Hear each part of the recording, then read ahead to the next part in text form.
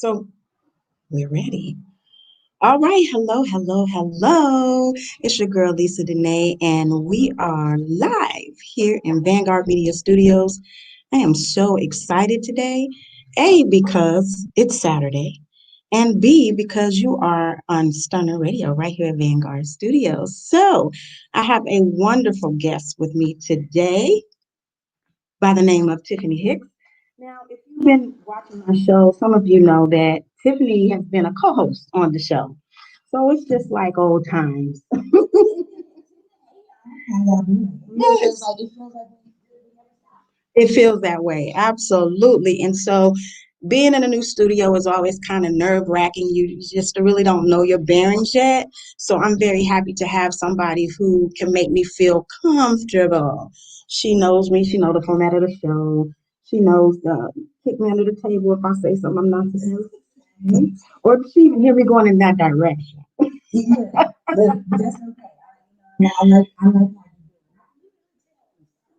Yes, yes, you can.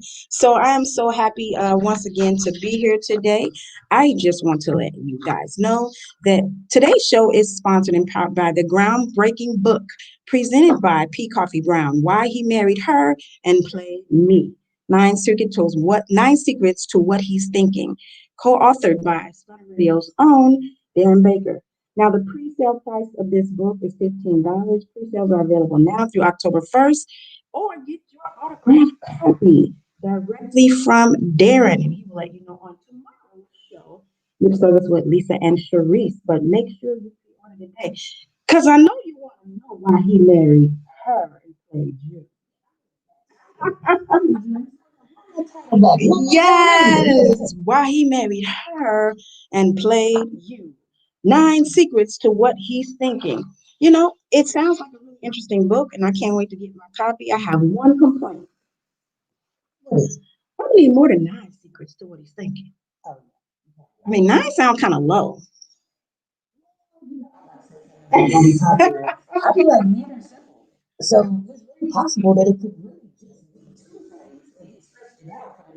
Now, you know what?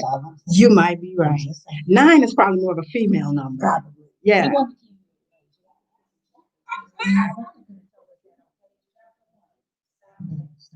exactly. No, we can't. So today we're going to be talking about a lot of things. We're going to get into our topic a little later, but we're going to be talking about thriving in the midst of a pandemic. But before we get to that, I want to kind of do a little wrap up of 2020 so far, because 2020 has been a year. 2020 has been a year for the books. Yes, it's been very interesting and very hard, very difficult. There's been some good things, some bad things, but I want to talk about some of the highlights of 2020, because we spend a lot of time talking about the low. The low. We've had a lot of lows. Me personally, I've had a lot of lows. I'm talking about the highlights now. Before you think I'm shallow, yes, I watch a lot of TV. So one of the highlights for me was season 2 of The Shy. Now, would you all please let me know that you watched this, please? Yes.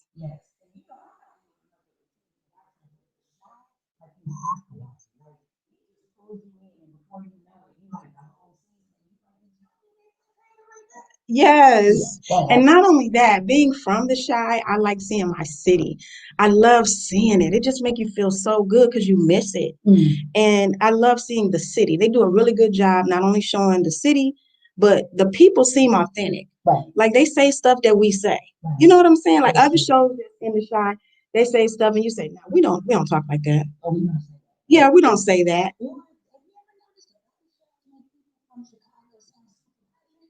Right. I know, right? We don't talk like that.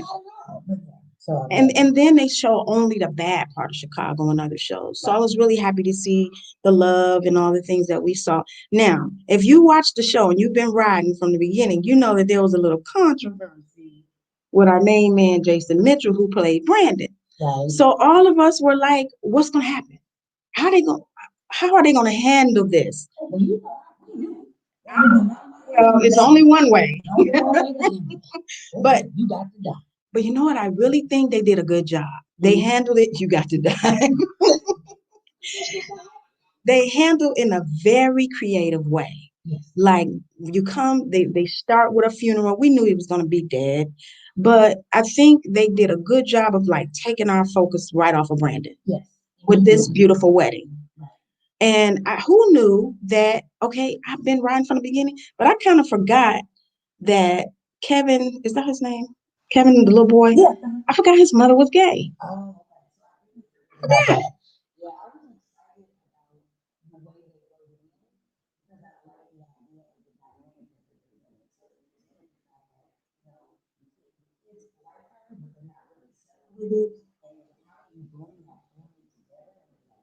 Yeah.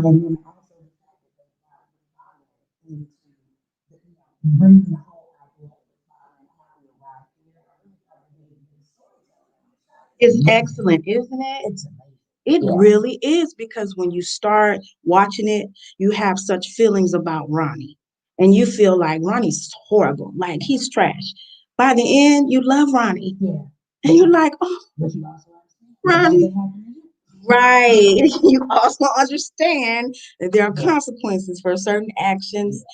And I just have to say this before we move on past the shy. Lena Waithe in that role of Camille, excellent. I'm not into women, but if I was, I would shoot my shot at Miss Lena. I was so at the complexity of what the way that she played her, right? Yes. I like her as a person, I like her and all that. So to see her flip the script, I was like, wait, no, I don't want her to be like that, right? But what I understood about it was that it yes. It gave real depth to it. Yes. Okay, I'm I was feeling that. I was feeling everything, the character, the acting. Now, before we move on, who do you relate to the most in the cast? Who do you see yourself in the most out of the cast of The Shy?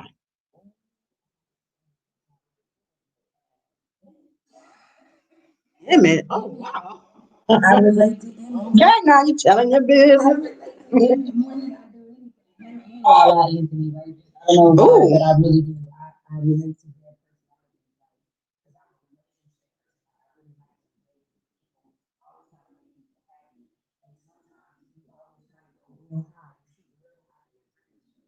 Always. Yes. And people see you as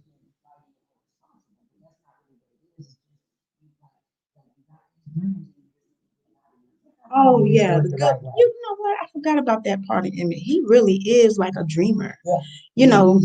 Yeah, and he really goes for it, even when he fails. That's a good point. Well, for me, I relate to. I'm bad with names. My young self relate to the young girl that's dating Papa right now, Maisha. Because that's how I was in school. I was the girl that would say, "Hey, you got a girlfriend?" No. Well, you do now. Okay. I'm your girlfriend. That's how it was growing up. So Maisha is so me. And then my adult self, I think I relate to Duda. I really feel his, he has this duality to him. Like he's a gangster, but he's really a businessman. He's loving, but he's gangster too. He does.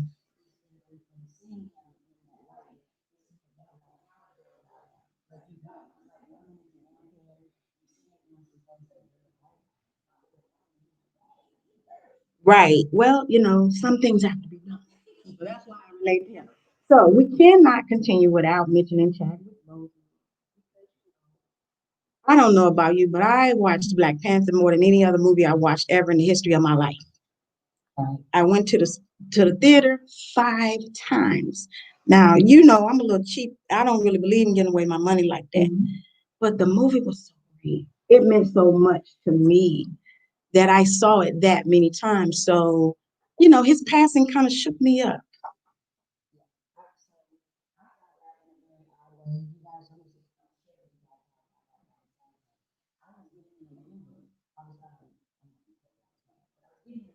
Mm-hmm.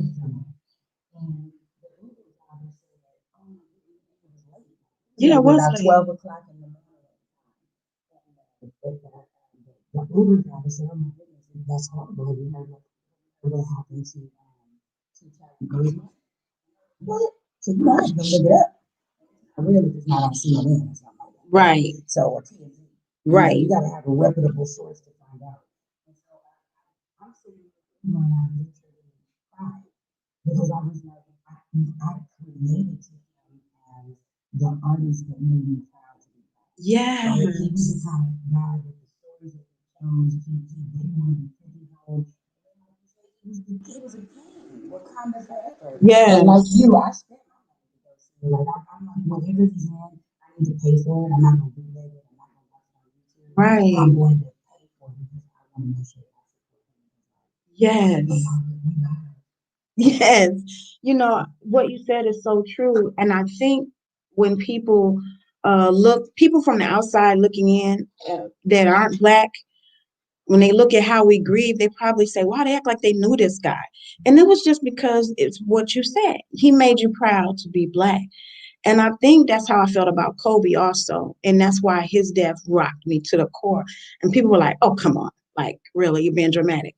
But for me, I've been a Laker fan my whole life, and I just looked up to him. He was so very intelligent, spoke all these different languages, and he was just smart. And he made me proud to be Black. And I think when you're not, when you haven't grown up the way we have as Black people, you don't understand that because everything else, that you see kind of make you feel some type of way about being Black. So these type of people are very important to our culture. And when I saw that he had been diagnosed with colon cancer in 2016, it blew my mind. Okay.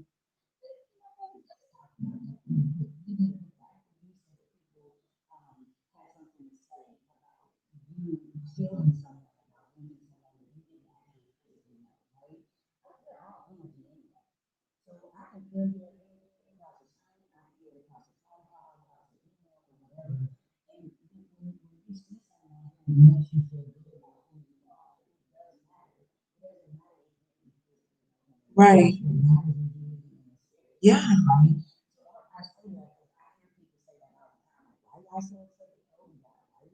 Well, we're upset. Yeah. And they understood that about themselves. Yeah. They really understood how they impacted their communities. So shout out to all y'all that are out there and having struggling with this. And exactly. Even though that was last year, Pop Smoke. I don't know if y'all knew Pop Smoke. That was this year. Okay. I mean, this was a young man that was just getting ready to blow. He was just getting ready to blow up. And I love 50 Cent. I ride for 50 Cent regardless. And he reminded me so much of 50. His voice, the way he moves, even he looked like him. So it was kind of like the second coming. Mm-hmm. And it just broke my heart when he was murdered, So I don't know. I think it's been a very rough year. I didn't want to talk about the bad part. We have to talk about the bad part to acknowledge the good part. The historical verses that we all saw this past week with Monica and Brandy. Mm-hmm. Did you watch it? Right. This one I had to watch because I rock with Monica. Really? Okay. I rock with Monica every time I go back in time to wherever I was when that song was. Right. And so I was super excited. Now I do absolute, right? Absolute. But this one I had to watch.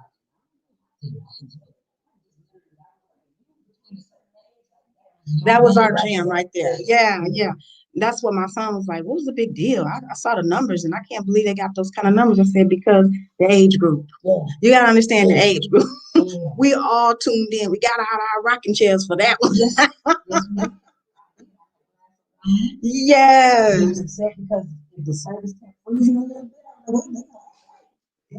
Well, what's funny is like you could tell what type of person you are based on who you was rooting for. Okay. Like, cause Monica look gangster. Yeah. She got that little rough edge. Brandy, she's like goody two shoe type girl, but different in real life. Uh-huh. And so it kind of depends to me. Like, Yeah, different. different. Different. But present yourself as a goody goody. And that's fine, for whoever that's for. But I love both of their music, but I was also rooting for Monica. Okay. Because she's just more my type of person. I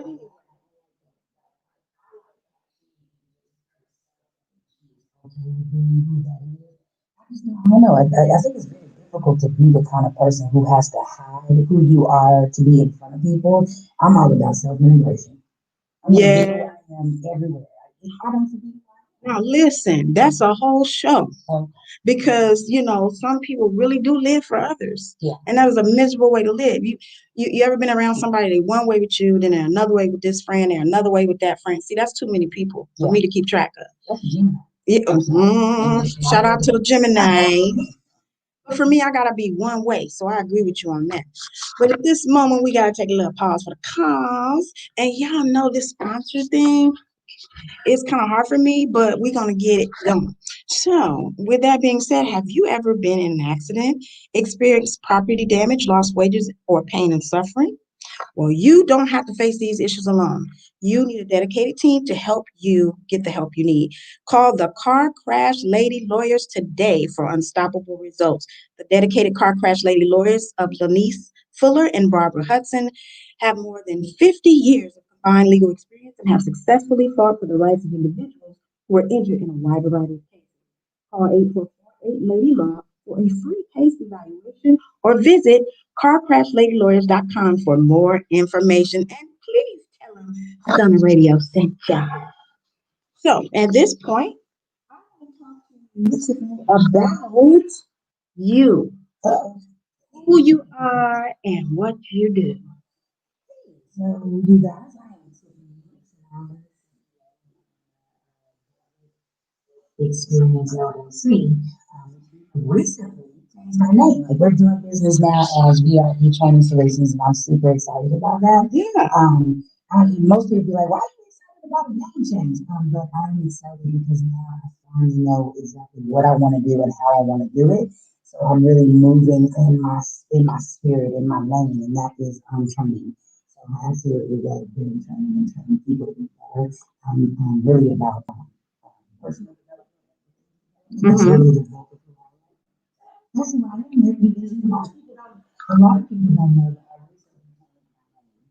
So my name is Tiffany Hicks, but most people know me by Tiffany Hicks. So I just Mm-hmm. tell everybody that. But yeah, I went back to the which is integrated. And that's a good feeling, right? Yeah.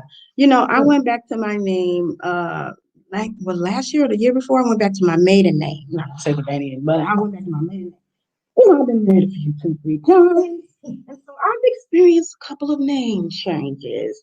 I done had hyphenated with one husband, totally changed my name with the other husband. So going back to my maiden name felt great. Okay. It's like I'm the person that I was born as. Yes. So we're gonna forget all these bumps in the road and go back to the start. Yeah.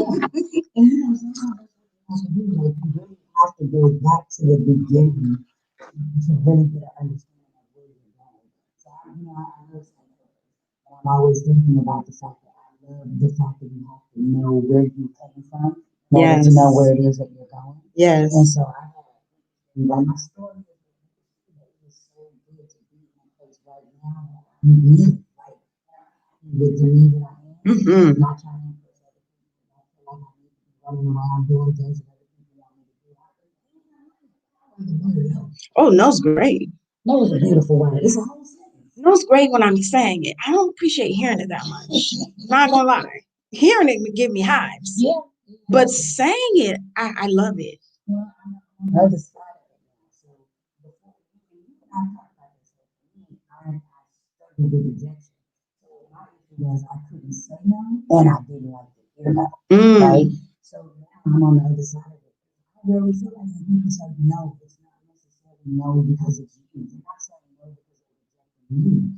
They're saying no because they just don't want whatever it is at that time. And I say, hey, that's really okay. You just go to somebody else and get it. Right? Or ask yourself, do you really need it from that person? Right. And sometimes I've been finding that I would really need it from other people, but what I really need is to find it in myself. Mm, So, yes, indeed. That goes to the topic of thriving during a pandemic. And that sounds like, sounds kind of cliche. It sounds kind of simple, but it really isn't because a pandemic is something like what do they call it in the Bible? A famine. okay. It's similar. And Or so, play. or a plague. It's similar. It's a time where you don't expect to be thriving. You expect to be suffering. So, talk to me about how you have been able to thrive. And when we say thriving, I think sometimes people think automatically money. That means you got money. No, because it doesn't mean that you can have money and still not be thriving. What it means is that you're growing and you're excelling, you're going forward and not backwards. Exactly. So it's a whole thing. So tell me a little bit about how you're doing that. Like, and when did it start for you?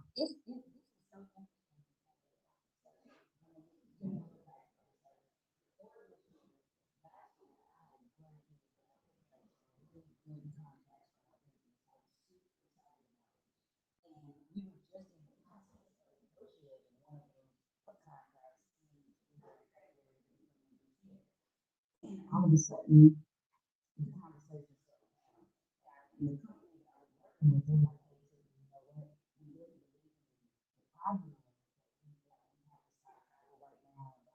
So this is around March. And the contract was supposed to start like at the end of March. And everything started. It was a pretty big contract. It was a $60,000 contract. It was going to set in a year off, right? Mm. And so, and then we had to stop because of COVID. We won't be able to do this training. And this is the reason why we can't put it in every person. And, you know, I even gave that company, I said, hey, this is what we're doing. I did a strategy to take it off, to take it off of being, face to face. I said, hey, well, let's do it virtually. This is how we can do it. And that institute was like, no, we're not sure that that's what we want to do or the direction we want to go. And right in that moment, I thought to myself, okay, this pandemic is real. Like, it's real. Yeah. Like, nobody's going anywhere. It's like the house. And I started, I'm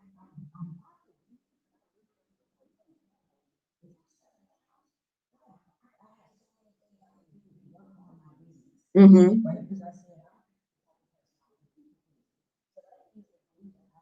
what we were doing. And Mm. then I said, now I'm stuck in the house. I have no excuses. Right. It's time for me to be the beginning of me, right? And then it gets better because what can I do? I started saying what I can do or what I don't have, what's missing. And I started saying, this is what can you do? Who can you talk to? What proposals can you put together? And I have been doing webinars for a long time. When I moved to Dallas, I was doing webinars for Samsung before people were even doing online training like that in 2010. Mm. So I was like, okay, what does that look like? So I started helping people take their programs to the virtual space. And then I started getting money for that, right? So it was just really just taking, a look at what is it that you can do as opposed to what you can't. And getting that kinds of space to do that because for the first time, I had to sit with myself. Right. So that was really, that's how it worked. I think that's really, the thing that separates you from success and failure. Do you do it? Do you sit with yourself? Or do you find other things to distract you? Because I think that was the thing for me too, not going and doing and having this daily schedule all the time. I had to actually see myself and not only see myself, but see my situation, see my kids, see everything. Like when you're busy, things kind of pass you by. Life passes you by, actually. But during the pandemic, you have to kind of sit down and you have this time now, Mm-hmm. and you So have this then, space now. So I can agree with you that that was the beginning for me as well, because for one, I feel like I'm thriving personally as well as professionally, but the personally is a thing that really helped me to be able to do the professionally. Because personally, I think I came into the pandemic thinking, okay, this need to be over by April because my birthday come in and I ain't nobody got time for this. Okay, I ain't got plans, so I really didn't take it seriously. I was just like, let's move this along. And then when April passed and got into May, I said, oh, like we're not going nowhere. We may be stuck for a minute. For a minute. So I decided, what do I need to work on, like with myself? What do I need to change? And I'm gonna tell you, it wasn't what I wanted to hear. You know how you talk to yourself and then you tell yourself something, you say, self, cut it out, or be easy. Don't get to it like that. So anyway, I decided that I was gonna make these changes. I was going to really deal with me. I was gonna really deal with myself. And it was difficult at first because, like I said, when you're going about your daily life, you don't really realize. You don't really see. You just go with the motion and go with the flow. And what I discovered was I had become a person different than who I want to be. So I don't like being a passenger in my life. I like being the driver. And I found that I was in the passenger seat and I wasn't happy with that. I found that I had just been going with the flow of what whoever got in the driver's seat decided was good for me. And that is not okay. Yes.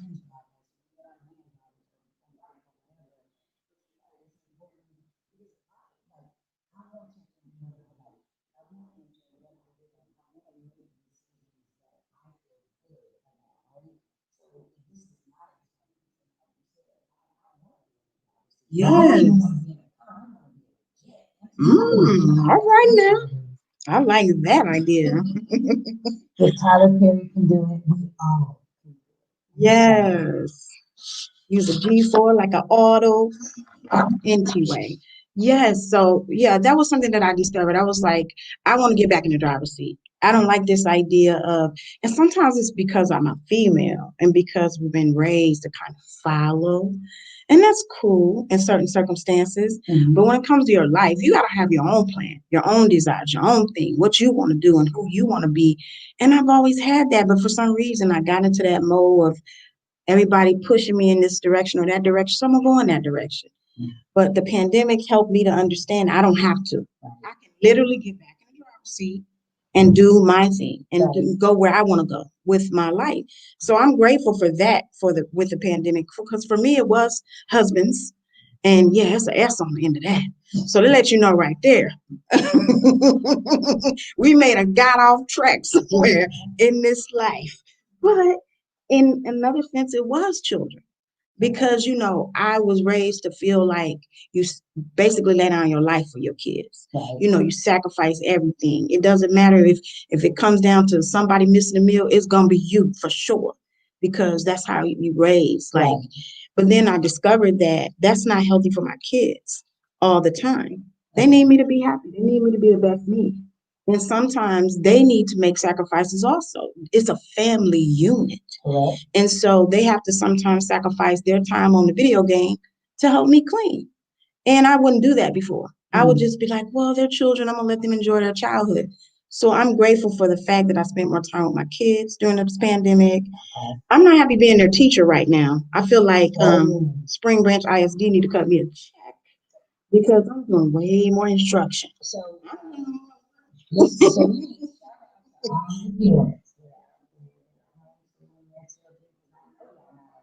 I am not. But I bet you that people Not only do I appreciate the teachers, I want to hug all of them. I want to give them gift cards. I'm gonna take them flowers when school get back in. Because one thing I discovered, my child bad. We're sitting there doing the virtual learning. He all in the chat. Oh, what are you doing? You're not supposed to be in the chat. You're supposed to be listening to the teachers. He all in the chat room with the other kids. And the teacher called him out. Stop chatting. And he stopped for a minute. Then I seen him move the mouse over back to the chat room. I said, well, who is this kid? This can't be my kid. My kid bad. That's what I said. I said, do you understand that the teacher can see every time you go to the chat room? He's like, yeah, I know. With the mouse still going to the chat room. So I'm like, wow, they deal with this on a daily basis. I could not do it. And then the kids, so I'm sitting there with my son watching, all the other kids, and they're raising their hand for the same thing 3 times in one class. If I was that teacher, I would log off. Log off. You know what? Today. question about that though, right?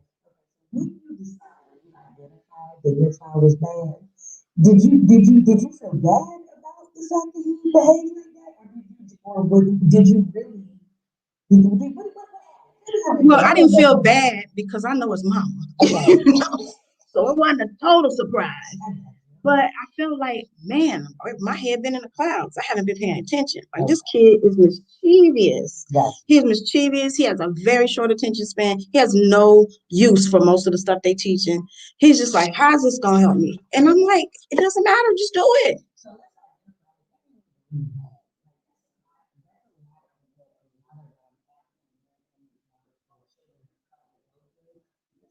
Learning stuff that relates, right?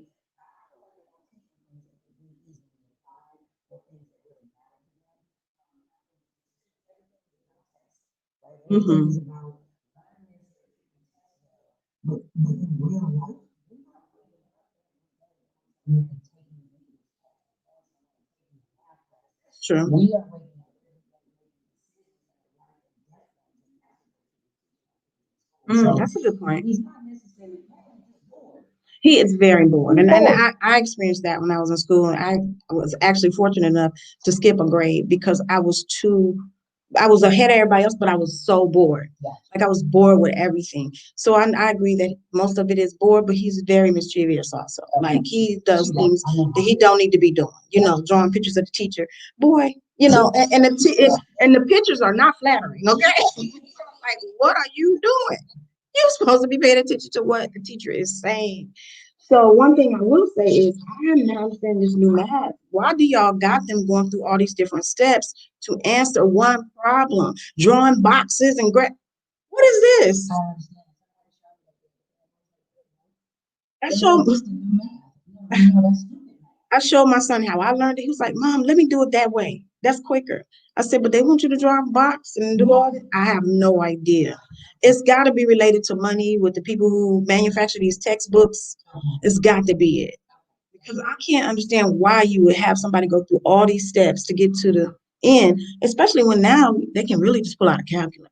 You know, Okay. I mean, Okay. at this point, they're not teaching them how to tell time on a real clock anymore. And to me, that's more important.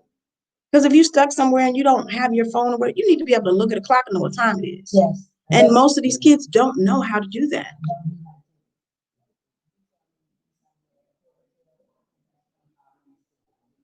Oh yeah, yeah.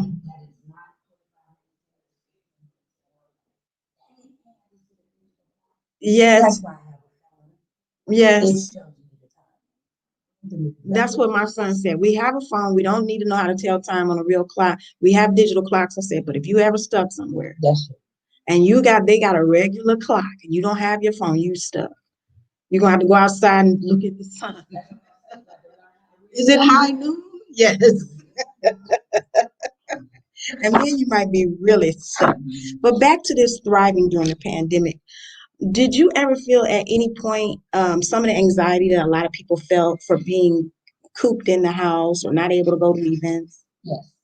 So the people that know me, I'm a people person. I'm truly an extrovert. And so you are. I like being around people because that's where my energy comes from. So I literally had a week where I was sad. Where I could identify that I was slightly depressed. And the reason why I was depressed was because I was tired of being in the house. Be real with you, I was tired of seeing the same two people that I saw all the time. And even though I was going for walks and stuff like that, it just I Yeah. was like, the opposite situation. Go and have fun, take a drive and go have ice cream. And I feel like, you know, I'm alive because Yeah. I need to go get ice cream. So Right. yeah, I really know how to anxiety, a little bit of depression. And I had moments where I didn't even want to talk to people, even though I missed people. I didn't want to talk to anybody. Because every time I talk to people, they were like really unwilling. They were feeling weak. And I was feeling myself out this depression. Yeah. And certainly this is your situation too. So I had a space for like about 2 to 3 weeks where I literally just didn't connect with people. was trying to work myself through it. So Mm. I've been on the other side of it, but I do understand that a bottle of wine was my favorite thing. I drink a Mm. bottle of wine on deck every day. I don't drink like that. You know what I mean? I'm not an everyday drinker, but I found myself drinking every day because of boredom and anxiety and depression. And I think that kind of exacerbated the situation. Yeah. So that's why I took some time to just, get close to me and figure that out. Like, what you doing? Yeah, I did the same thing. I drink wine, but I don't really get into liquor. But I found myself making margaritas. Then I moved on to martinis, and I was like, wait a minute. I was like, I got a whole bar going on over here. Yes, and I liked them. And I was like, wow, where have these things been all my life? But it was like you said, an everyday thing. And then I said, well, something's wrong here because I don't normally do that. But I like the idea of the pretty glasses. Yeah. So I got all these nice, pretty glasses and made myself these cute little cocktails. But the alcohol was real. Yeah. It wasn't like, just pretty, pretty. And so that was the problem. And I had to deal with that. Like I'm drinking every day, and that's something I normally don't do. Right. I don't drink much at all. And so for me, another thing that occurred that I've never had in my whole life is high blood pressure. Never had high blood pressure. Went to the doctor and they were like, you have high blood pressure. And I was shocked. Mm. Like I've never had high blood pressure my whole life. But I really feel like my diet changed. I gained weight at the first part of the pandemic, and I was stressed, really stressed. I wasn't getting up and moving around. So I felt like at that point, I got to again take control. So I went out and bought me an elliptical. And, I had back surgery, so I can't do the strenuous. So I have this elliptical that also has a seat on it. So you can sit down and do it and then stand up and do it, which is, that didn't sound good. That sounded good in a bad way. But anyway, sit down and do it and stand up and do it. But anyway, my mind. Another product of the pandemic. I ain't gonna even lie to you. But yeah, so that's really helped me. I've already lost 12 pounds, and that feels really awesome since July, and that's really a good feeling because I started eating better. I wasn't just shoving anything into my mouth because I was bored.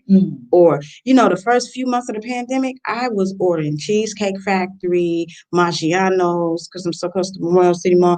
I had almost every restaurant in Memorial City Mall at my door every day. Not good, but Maggiano. That fettuccine Alfredo is everything you want it to be. But not giving no commercials for them, but it was really good.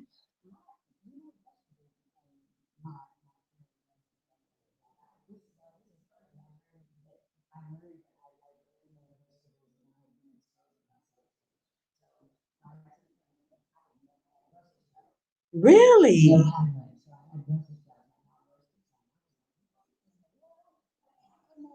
Tell me how delicious these are, Yeah, right? Brussels sprouts are good. And then I've never had sauteed beans before, so I tried that. And I was like, wow, so I can't say that I did eat healthy during the pandemic, but there's a reason for that. I was being Mm-hmm. right, so I was like, well, now I'm gonna go out and eat. I'm gonna eat in the house, and eat there. And so it wasn't the intent of me not going away or losing weight. It was more of it being fiscally responsible for the money that we had. And I was like, okay, I don't know when this is gonna end. I don't know what we have coming in. I don't know what's gonna happen. Mm-hmm. When this is gonna stop. So that was the reason why I was eating healthier, right?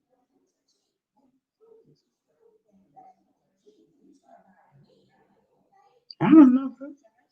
Ain't that cheap? They kind of. I guess it depends on where you go, and if you catch a sale or whatever. But I think the produce is kind of costly. But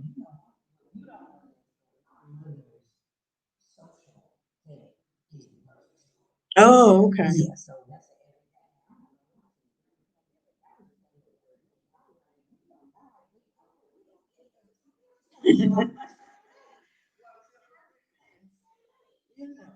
Sometimes there's some good things to be found at the grocery store. And I'm not talking about groceries. I'm just saying.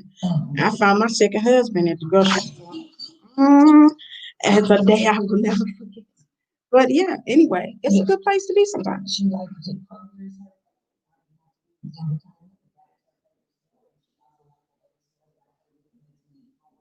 Oh yeah. Yeah, I'm a sitting apart spot. I'm gonna meet you out here. I'm just Well, the funny thing about the pandemic for me is that it actually freed up some of my finances because some people that have children and you got to pay for daycare. okay. And then if you have if the ability to work from home, that kind of free you up a little bit because you're Sure. like, wow, okay, I'm good. I don't have to pay for daycare, so that kind of helped me in a way.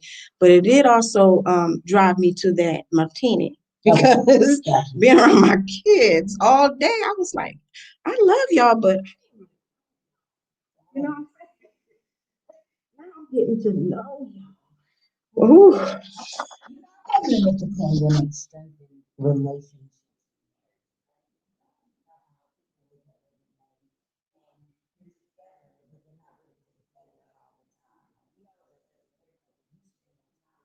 Work with your Yes, spouse, right? yes, So during the pandemic,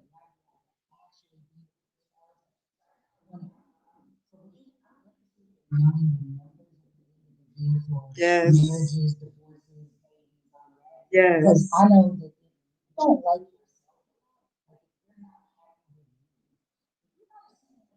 one person and you don't like Oh yeah, this is true. right? And if you're in a bad space with them Yeah. anyway, even if you do like yourself, but y'all kind of in a rough patch, I can't see it. For Yeah. me, now I can say that the pandemic came at a time where I was not in a marriage or relationship. So I don't know if that's a good thing or a bad thing. Sometimes I think, man, I could have used this pandemic in my third marriage. Oh, We might still be. okay. I don't know. We didn't have time. Like our time was a thing, that kind of drove us apart. We was both so busy. Well, that was one of the things. But I felt like if we would have had a pandemic, it might have helped. Yeah. So, that's what Oh, okay. every day, Well, okay. I all can day. I can oh all day. That sounds good. You, Okay. that would be me. Yes, well, That's that don't work for me. I can't do no all day. Give me a good solid 30 minutes uh, and we can call it a and day. this is why I'm not in my business. Really? Yes, Well, we had somebody ask a question on one of the last shows about women, and it was a guy, and he said, "Do women get a higher sex drive as they get older?" And the only thing I could do was just look at the camera. That's okay. all I could do. Yeah. Just look at the camera. So was that It's a so? yes. Okay. Like, yeah, and it's messed up because your prospects is less. Oh You my know what I'm goodness. saying? Because they all look like Oh, oh wow. Shout out to Faison Love. We're not against your body type. We don't do no fat shaming. no, But at the same time, the puppy war is still yeah, but now listen, I'm with you. I just don't want to receive no messages. okay. I'm with Oh, I'm you on sorry. that. I'm with you on that. I They probably mean, will say that. right, right. But not only do they all look like Faison Love, they not clear on their relationship. So it's like, are you single? It's complicated. Yeah, go sit down, please. Now we're getting a little bit off the topic. No, the reason why I have to make that disclaimer is because I need to say something that's off the topic because I need to ask a question of you, just from woman to woman. Have you been on dating sites during the pandemic? No. Okay.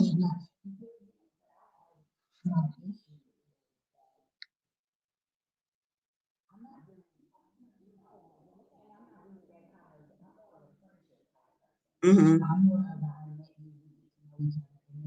I was into something, it kind of did. I'm never be intentional going to a dating site to meet someone for that purpose. Yes. So now Well, I can't ask you the question then. I can't ask you the question then. So I will say this. No, because you won't relate if you haven't been on the site. okay. I will say this. It's a question that we need to ask at some point. I want to get some other people's input because the sites, I got on it out of curiosity to see what it was about, and I quickly got off. Like the shenanigans that go on. I was on a couple of them. Facebook has a dating site, and to be honest with you, they have like a little dating section on Facebook, and it was really cool because it was some good looking and good prospects. But the problem is they don't talk to you. They'll send you this thing. It will say you like this person. They like you, so they'll send you a heart to say they like you, and that's the end of your conversation. The conversation was nothing. So they basically just wanted you to know they like you. And so it's no interaction. And so that didn't work for me. Then I went to, I tried out Black People Meet, and I got messages, my messages from white men. So I was like, this is a false advertisement. What's going on here? Not that I got nothing against that, but yeah, I thought, and then you meet so many 50-year-old rappers. Not against that either. But if your career ain't took off yet, I'm just saying you're still working on your demo. I'm gonna need you to have a plan B. That's all I'm saying. You to have a plan and see. And don't send me a message talking about what's up. This your boy Lil Momo. Uh-uh. I'm all up in my 40s, baby. I ain't gonna be able to call you Lil Momo. I need a government name. Oh my God. But anyway, we'll talk about that at another time. So we are going to get to the wrap up. Give us some words at the end of the show. I also always like to give encouraging words. So, and I call it a message to my people. I like to cut it up between this is for the men, this is for the women. But you do what you do. Give us some encouraging words as we wrap up. So what I would say for women is right now in time, pandemic, really sit down and figure out who you are as it relates to you, not as it relates to your family, not as it relates to your significant other. Be intentional about really getting to know yourself and loving yourself and figuring out what is it that you want as a woman to be a better person, just for you, not for the outside external forces. Mm-hmm. That's what I say. So, self-care, self-care, especially when you have all these other people that you're taking care of. Take care of yourself first. Just that's important. And then for the men, is we start together. So Mm-hmm. that's what it's like. But Yes. for the men, what I would really like to let them know is it's okay. Like it's okay to tell someone that you like them, you love them, or you want to get to know them more. It's okay to say words. Like you don't have to be hard all the time. Right. Right? And if a woman is mature enough, she'll meet you where you are.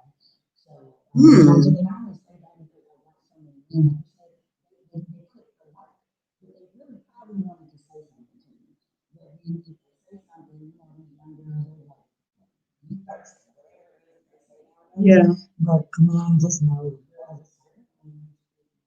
open up and be vulnerable and develop a Yeah. conversation. That's good. I like that. Well, I'm going to make mine brief to the women. I'm just going to say this. Let's support each other more. Let's try to embrace the spirit of sisterhood. You are not my competition and I'm not yours. Let's encourage and lift up each other. And I have to say this. I've been saying this lately because I found this to be somewhat true. Get you a correct fitting bra. Go to Macy's. They will measure you. I'm just saying, sometimes your cup is running over on all sides. Get you a good fitting brassiere. Get it together. Get it together. It'll save and change your life. Sometimes I brought too tight. And sometimes that's why you gotta have it too. Get the right fitting bra and everything gonna be all right. Now, to the men, I'm gonna say this. Um, Self-care and grooming. It's okay to groom yourself. It is okay. Men can do grooming too. So let's embrace the trend of grooming. And these beards that we see, I love them. I'm loving the beards. But let's go on and groom them things. Let's get them together. And there's some wonderful beard oils out there that smell luscious. So get into it. And I want to say also to the men on a serious note, I hope that you know that you are valuable. Don't worry about what the media shows you and tells you, and you are not to be gunned down in the street. You are not to be, held against your will for not even really doing anything. You are valuable. You are worthy of respect. And although we don't always give you the proper respect, just know that you're worthy of it. And so, if that was anything that I would like to say, and that would be it. I want to say to everybody, thank you so much for supporting Stunner Radio. We are in our infancy stage, like for real, for real. But I thank you so much for the support that everybody has given us. To the sponsors that I didn't get to, I'm just gonna say, yeah, sorry about it. This is a learning curve. I'm gonna get there, but I will shout you out. Shout out to Jay the Peanut Man. Visit jaythepeanutman.com for all of your needs, your snacking needs, gourmet oven roasted peanuts, and the best homemade peanut butter, the best boiled peanuts in Texas. And please visit the Dorcas Collection by D. Moore. That's it for us today, you guys. Thank you so much for hanging with us. And we will be back next week. Please visit my website, lisadenae.com, and you can also check out stunnerradio.com. It's been real, y'all. See you next week. Bye.